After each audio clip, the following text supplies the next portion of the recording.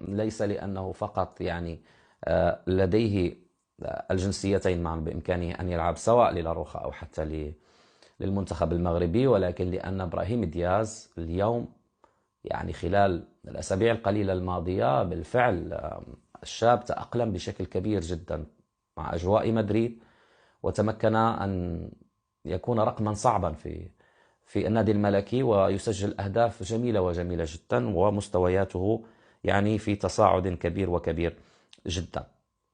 دياز سرب حسب الإعلام الإسباني بأنه بحضور والده تم مجالسة الجامعة الملكية المغربية لكرة القدم بحضور والد الركراكي إلى غير ذلك من أجل مناقشته حول ارتداء القميص الوطني.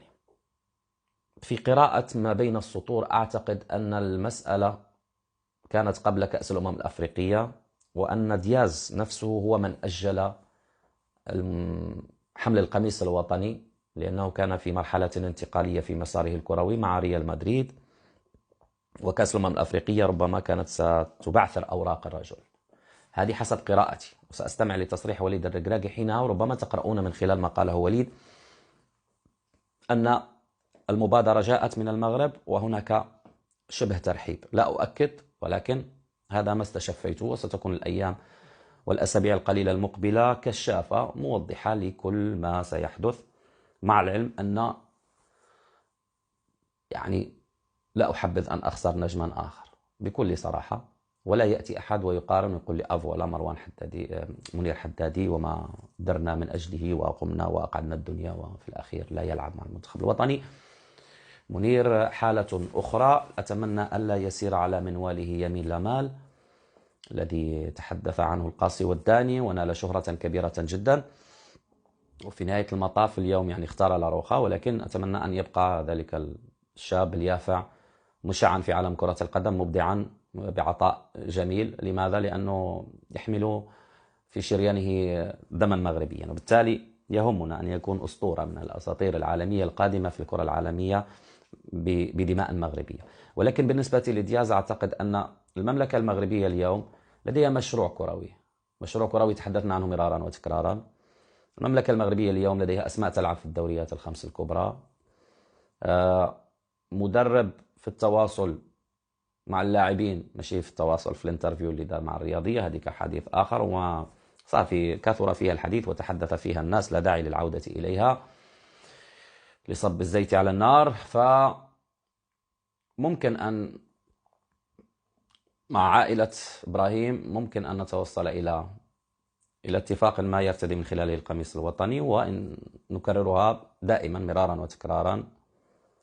اليوم كرة القدم لا تؤمن بنجومية الأشخاص بل بنجومية المجموعة، وفي منافسات كثيرة وكثيرة جدا شاهدتم أن نجم ميسي قد أفل وحضر آخرون، رونالدو حضر آخرون، بابي وحضر آخرون. فهذه هي كرة القدم. كرة القدم مجموعة، شي نهار يعتقك دي ماريا مع الأرجنتين، شي نهار يعتقك بافارد مع فرنسا. هذه هي حال كرة القدم. ولكن إن كانت لديك مواهب تلمع وتسطع في نادي من حجم ريال مدريد، لما لا؟ واينات نجيبوه إذا كان عنده الرغبة يلعب، ولكن مستقبل المغرب غير واقف عليه. نشوفوا ماذا قال مدرب المنتخب الإسباني.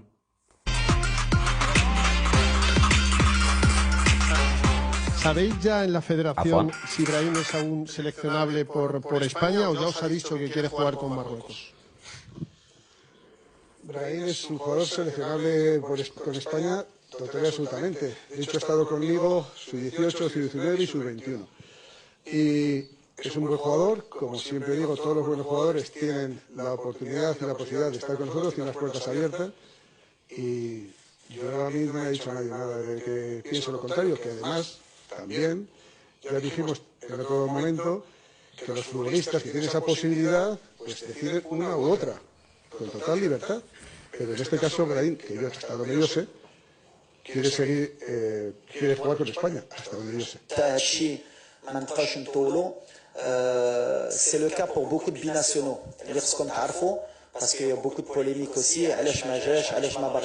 C'est pas une question de تختار ولا ما تختارش. خصكم تعرفوا c'est qu'un binational اللي كيلعب في الفرقة ديالو il y a des timings باش واش يقدر يجي دابا واش ما يقدرش يجي دابا، واش باغي يجي واش ما باغيش يجي. حنا il y a des choses qui restent secrètes dans le cadre du staff. mais اللي نقدر نقول اي لاعب اما دابا ولا ما جاش ولا غيجي ملي كيجي، بحال le cas par exemple de Amin Ladli aujourd'hui qui est convoqué, c'est un travail qui n'est pas de une semaine ou là de 4 mois, c'est pas aussi facile.